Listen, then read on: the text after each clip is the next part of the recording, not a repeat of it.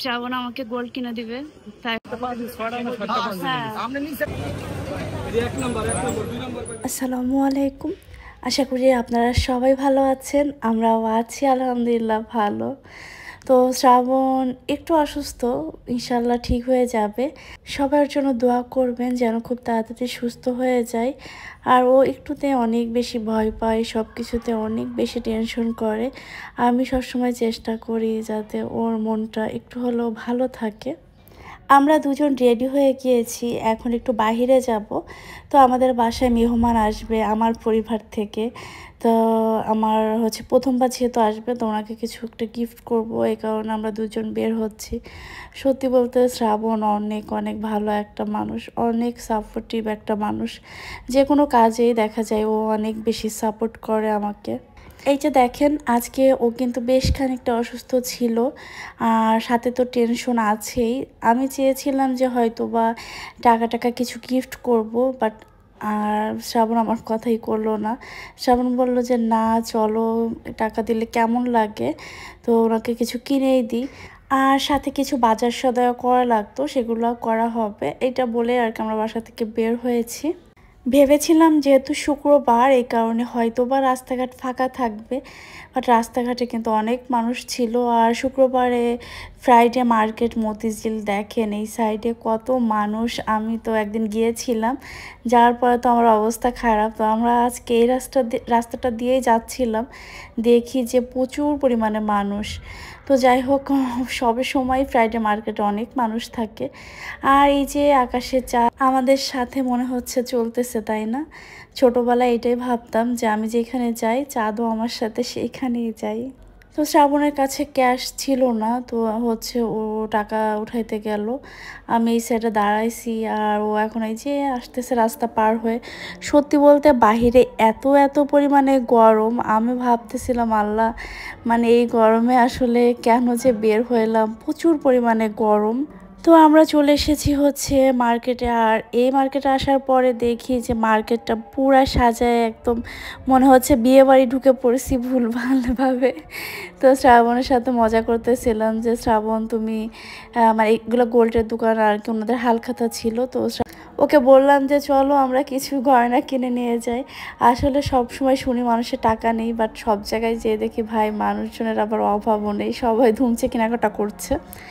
তো এখন যেহেতু কোনো ঈদ কিছুই নাই, মার্কেট পুরাই ফাঁকা ছিল, তো আমরা একটা পাঞ্জাবি এখান থেকে কিনেছি।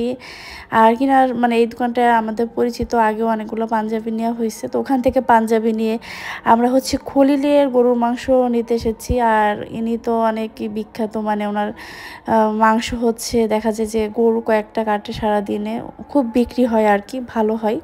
তো এখান থেকে আমরা মাংস নিয়ে থাকি। যে যুগ এসেছে আসলে কোনো জায়গা থেকে কোনো কিছু খেতেও কেন জানি ভয় লাগে, কারণ বাজারে দেখা যায় যে কয়েকদিনের গরু, তারপর ফ্রিজে রেখে সেই মাংস বিক্রি করে। যেহেতু এখানে টাটকা একদম, মানে গরু জবাই দিয়েই সেটা একদম কেটে দেয় সামনে, তো এটা নিয়ে আর কি কোনো ভয় থাকে না। তো যাই হোক, এখান থেকে নেওয়ার পরে আমরা একটু মাছের বাজারে এসেছি মাছ কিনতে। বাসায় আমাদের মাছও ফুরাই গেছে, তো একটু মাছও লাগতো। তো মাছের বাজারে এসে মানে ভাবতেছিলাম যে আল্লাহ, স্কুল লাইফে থাকতে মানে স্যার ম্যাডামরা বলতো যে তোরা একদমই মাছের বাজার করে ফেলেছিস ক্লাসটা। তো আজকে বাজারে এসে আমার তাই মনে হচ্ছিল, এত হইচই, মানুষ বেশি একটা নেই, মনে হচ্ছে যে খুবই সাউন্ড হচ্ছে, সবাই খুব বেশি কথা বলতেছে। তো আমরা চিংড়ি মাছ নিব, আর চিংড়ি মাছের যে দাম চাচ্ছিল মানে 1400, 1500, 1600 এরকম আর কি। আর দেশি পুঁটি মাছ, মানে সব মাছগুলো দেখে এত ভালো লাগতেছিল, মনে হচ্ছে সব মাছই অনেক ফ্রেশ, মানে খুব টাটকা লাগছিল।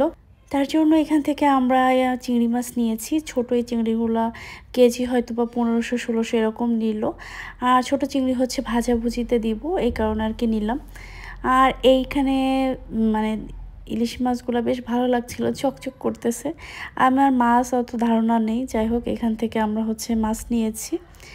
আর এই যে এই চিংড়িটা নেওয়া হয়েছে, এই চিংড়িটা গেস্টদের জন্য আর কি, নিয়েই কালকে রান্না করে ফেলবো। তো সব কিছুর দাম এত বেশি, বাজারে গেলে আসলে মনে হয় যে পকেটের টাকা যে কোথা থেকে শেষ হয়ে যাচ্ছে বোঝাই যাবে না। আর মাছগুলো দেখতে আমার বেশ ভালো লাগতেছিল, তাই ভাবলাম আপনাদের সাথেও শেয়ার করি। কত প্রকারের মাছ ভাই, আমি অনেক মাছ আছে যেগুলার এখনো পর্যন্ত নামই জানি না। ইলিশ মাছ, চিংড়ি মাছ, রুই মাছ, রূপচাঁদা এগুলো মোটামুটি আর কি চেনা, কিন্তু আর অনেক মাছ আছে যেগুলো আমি মানে এখনো পর্যন্ত চিনি না। যাই হোক, এখান থেকে হচ্ছে আমরা ইলিশটাও নেওয়া হয়ে গেল। তো এখন আমরা হচ্ছে বাসার দিকে যাব। এই যে আমাদের ইলিশ মাছ প্যাকেট করা হয়ে গেছে। আমার ছোট ভাই ও হচ্ছে ইলিশ মাছ খায় না, মানে আমার দেখা একমাত্র মানুষ যে ইলিশ মাছ খায় না। আপনারা কে কে আছেন ইলিশ মাছ খান না? যাই হোক, আমার খুবই গরম লাগতেছিল, অস্থির লাগতেছিল, বাহির থেকে তেমন কিছুই আমরা খাইনি। তো এখন ভাবলাম যে এখান থেকে আনারস নিই। আর আনারস না দোকানের থেকে যারা কেটে দেন ওরা খুব সুন্দর কেটে দেয়, তাই আর কি কেটেই আমরা নিয়ে যাই, কারণ কেটে দিলে না অনেক মানে ভালো লাগে। আমরা বাসায় ওরকমভাবে ভালো করে আসলে কাটতে পারি না, দেখা যায় যে কেমন একটা চোখ থেকে যায়, ওইটা খেতে ভালো লাগে না। মানুষ বলে যে আসলে আনারস কিপটা মানুষরা কাটতে পারে না নাকি। যাই হোক, আমরা শপিং টপিং করে এখন বাজার সদাই করে বাসায় চলে এসেছি। যেহেতু মেয়েটা বাসায় ছিল, তো এসে দেখি অন্ধকার, পরে ডাক দেওয়ার সাথে সাথে আসিয়া চলে এসেছি। তো এটা হচ্ছে পরদিনের ভিডিও। আমাদের বাসায় যেহেতু আমার খালু আসবে, এই কারণে আমাদের বাসার যে হেল্পিং হ্যান্ড আপা উনি আসার পরে আমি হচ্ছে কালকের মাছগুলা দিলাম যে আপা এই মাছগুলা তাড়াতাড়ি কেটে দেন। আর সত্যি বলতে যে মাছ টাছ সব কিছু আর কি কেটে গোছানো থাকলে না রান্না করতে খুব বেশি দেরি লাগবে না।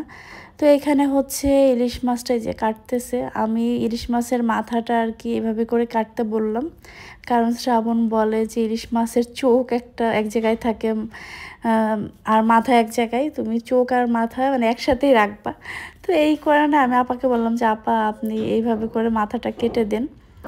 তো এই যে মাছটা কেটে নিচ্ছে, আর মাছ কাটা মানে যে কোনো কিছু কাটাকাটি দেখতে না আমার বেশ ভালো লাগে। আমি দাঁড়ায় দাঁড়ায় হচ্ছে দেখতেছিলাম। আর এরপরে সব কিছু গুছিয়ে আমি রান্নাটাও স্টার্ট করে দিলাম। তো এখানে হচ্ছে আমি পোলাওটা বসাই দিয়েছি, খুব তাড়াহুড়া করে রান্না করছি, এর ভিতরে হচ্ছে খালুরা চলে যাবে।